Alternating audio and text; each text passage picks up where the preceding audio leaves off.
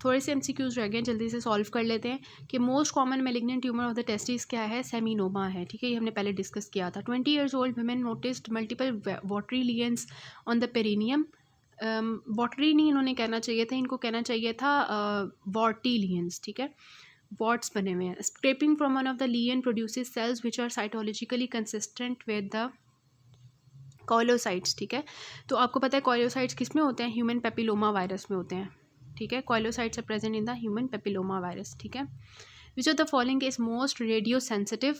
तो radio sensitive मैंने आपको पहले भी बताया कि सेमिनोमाज होते हैं, मोस्ट कॉमन होते हैं, लेकिन इसका प्रोग्नोसिस अच्छा होता है, हम इसको रेडियो सेंसिटिव होते हैं। ये स्क्वेमस सेल कार्सिनोमा जो सर्विक्स का होता है, इसमें कौन से वायरस होता है, आपको पता है ह्यूमन पेपिलोमा वायरस होता है, ठीक है।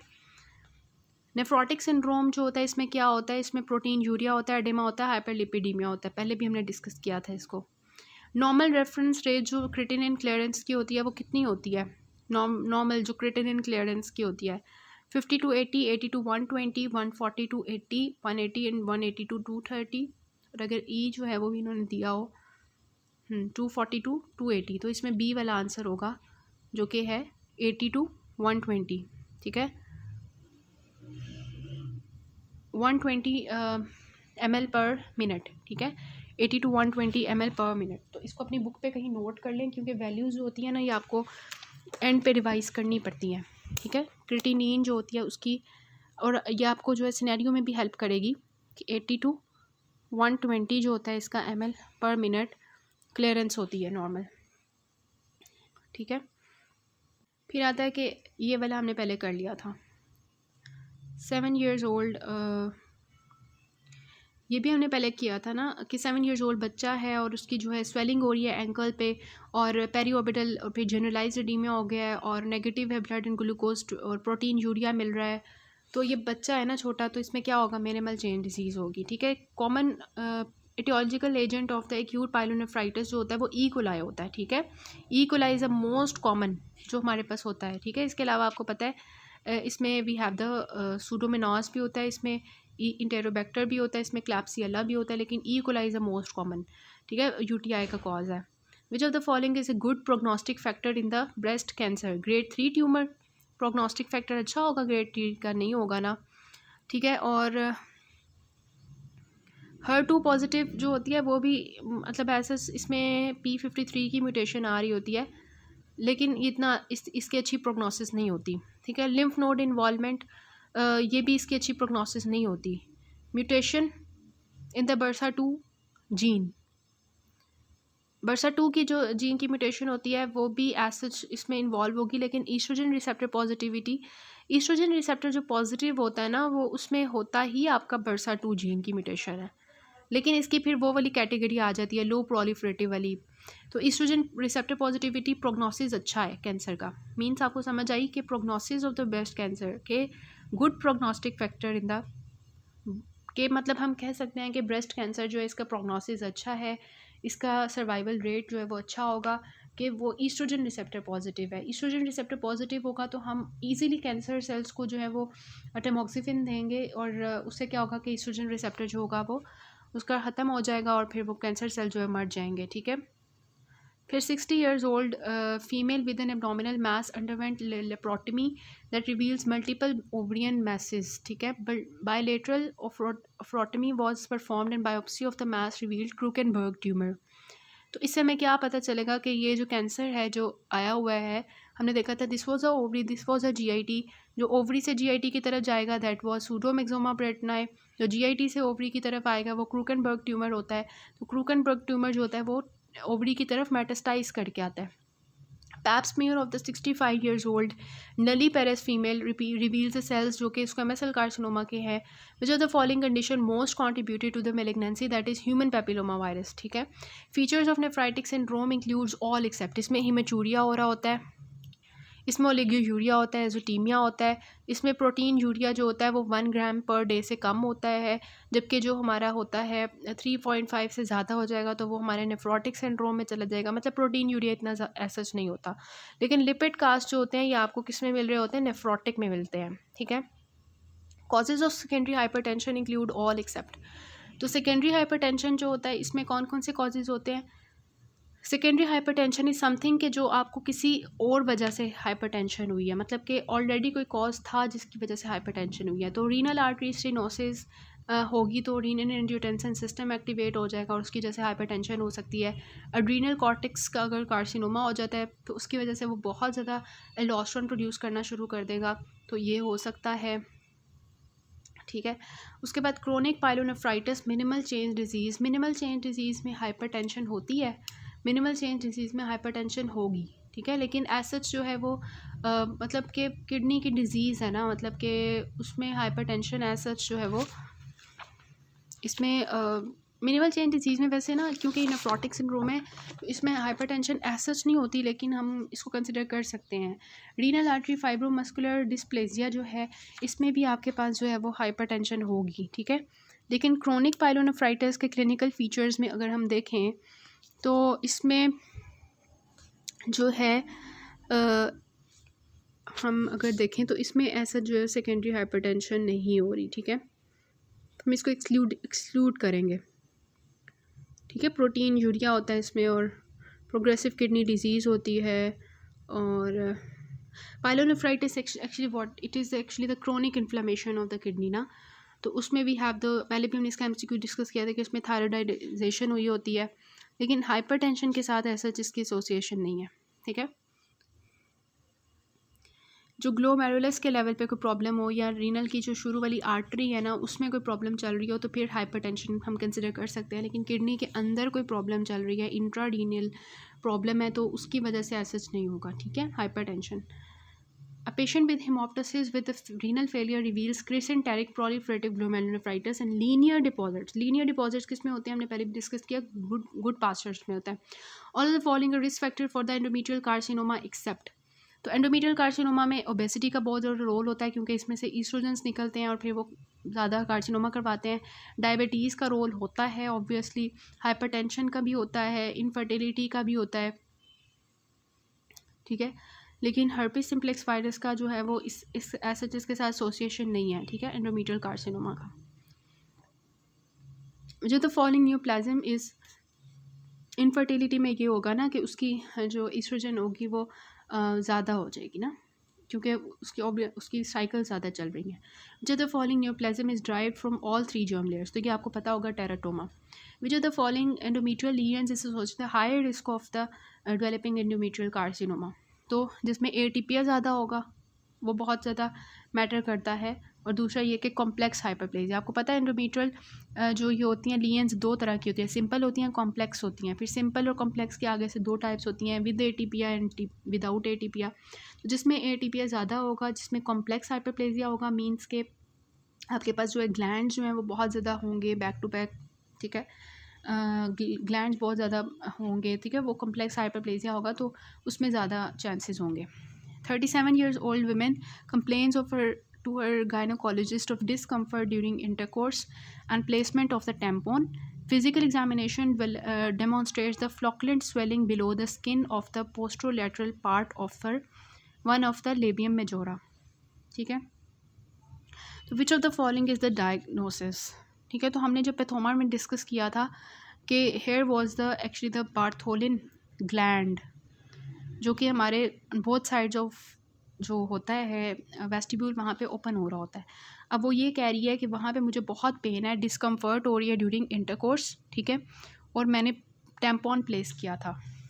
ठीक है, उस मतलब टैम्पॉन प्लेस करते हुए भी मुझे जो है वो डिस्कम्फर्ट होती है।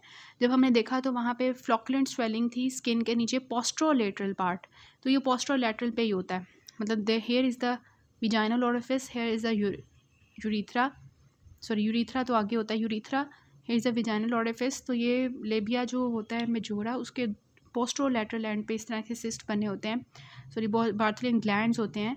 तो अगर वहाँ पे इसकी डक्ट ब्लॉक हो जाएगी किसी वजह से तो बार्थोलिन सिस्ट बन जाएगा, और बार्थोलिन सिस्ट जो होता है उसकी अगर बनी हो तो बहुत ज़्यादा पेशेंट को पेन होती है।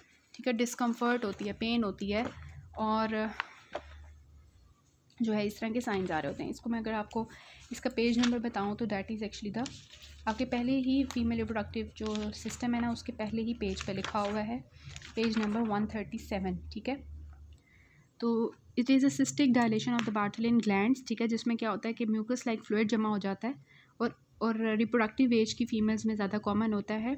यूनिलेटरल पेनफुल सिस्टिक स्वेलिंग होती है adjacent to the vaginal canal, ठीक है, इसमें मैंने आपको पिक्चर भी दिखाई थी। उसके बाद आता है Pap is a screening test for which of the following, तो आपको पता है सर्वाइवल कैंसर के लिए हम करते हैं ह्यूमन पेपिलोमा वायरस को देखने के लिए।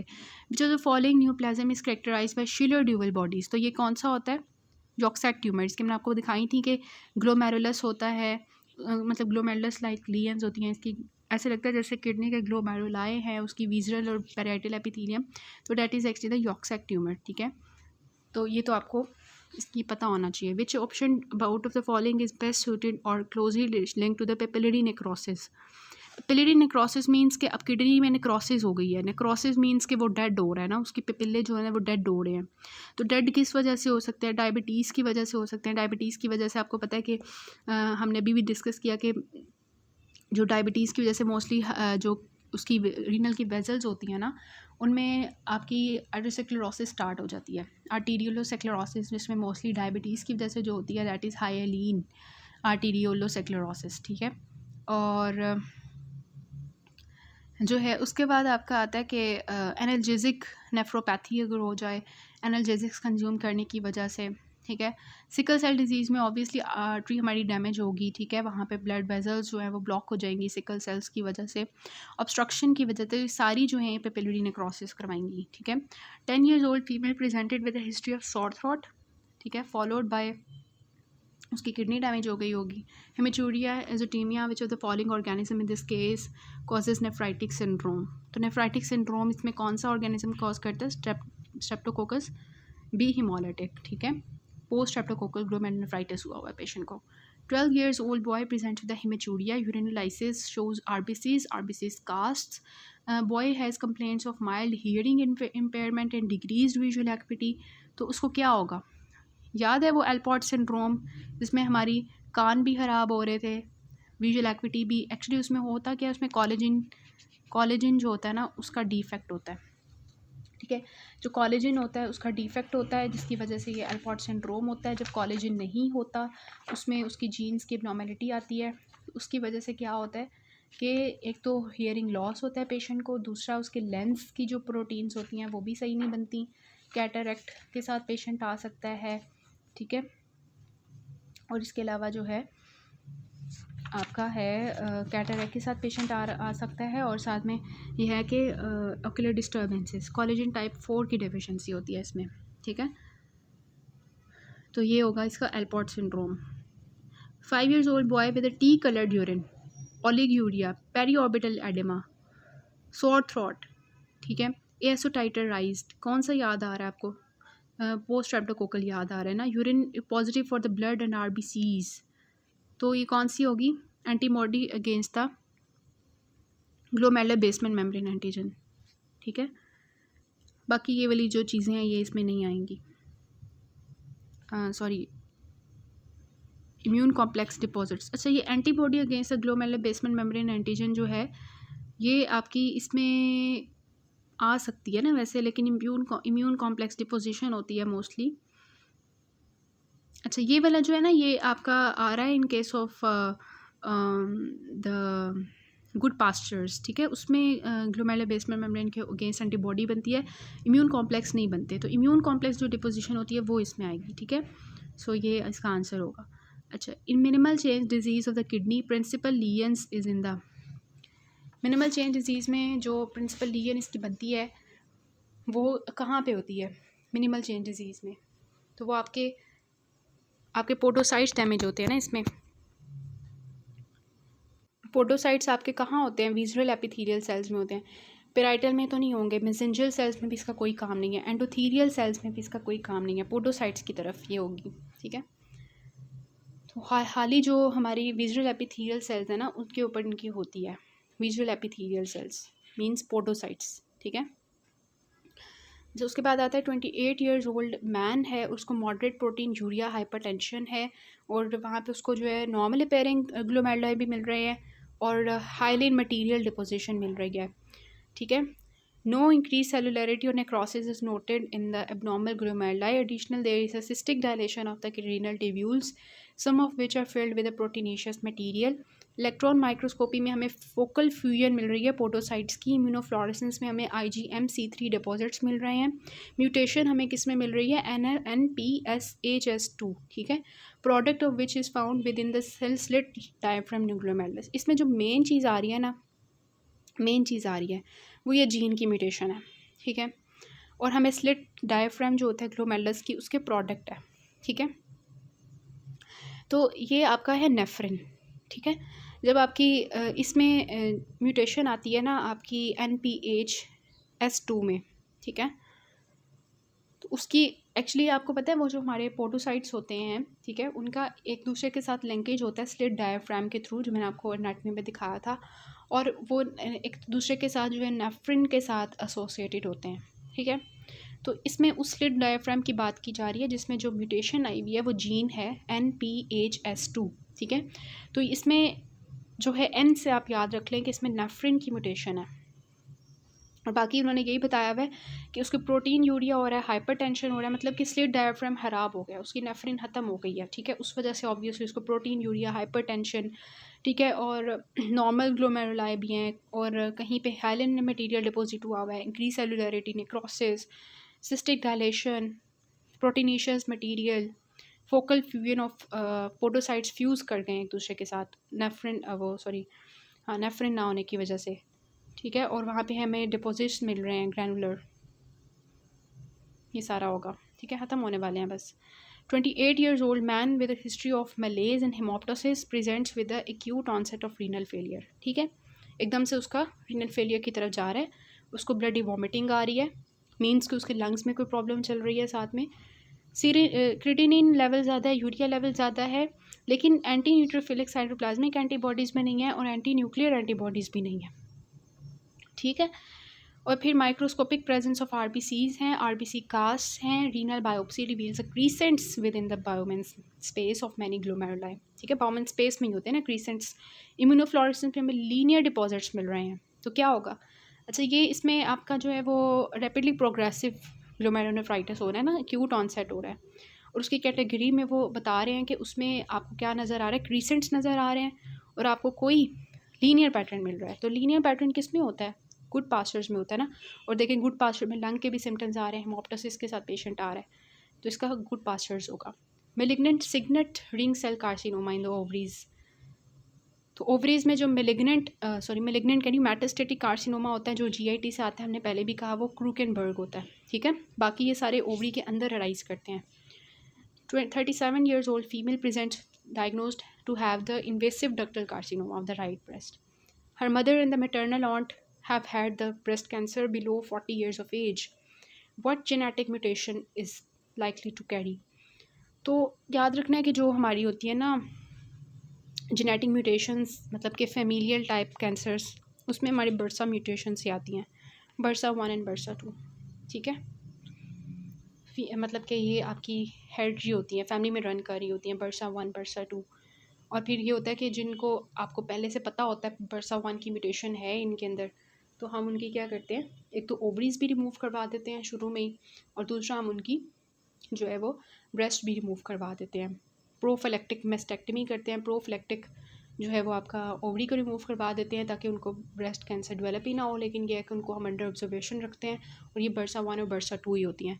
और याद होगा आपको बर्सा 1 जो होती है इसमें आपकी मेड्यूलरी कार्सिनोमा जो होता है उसकी म्यूटेशन आती है, और बर्सा 2 में आपकी वी हैव द जो आपकी होती है ये इंपॉर्टेंट MCQ आते हैं, बर्सा 2 जो होता है ये मेल्स में अगर कार्सिनोमा हो तो बर्सा 2 का होता है, ठीक है। और बाकी ये मेड्यूलरी जो कार्सिनोमा होता है डक्टल कार्सिनोमा इन्वेसिव वाला, उसमें भी आपके पास बर्सा 1 की म्यूटेशन आती है, बर्सा 1 की जो म्यूटेशन होती है वो जो है वो आ रही होती है, ठीक है। सो ये प्री मीनोपॉजल वुमेन में होती है, और बर्सा 2 की जो होती है ये आपके पास पोस्ट मीनोपॉजल में मोस्टली होती है। ये थोड़ी चीज़ें हैं इसके बारे में और ये आपको पता होनी चाहिए। So this was all about these MCQs of the renal pathology as well as reproductive pathology.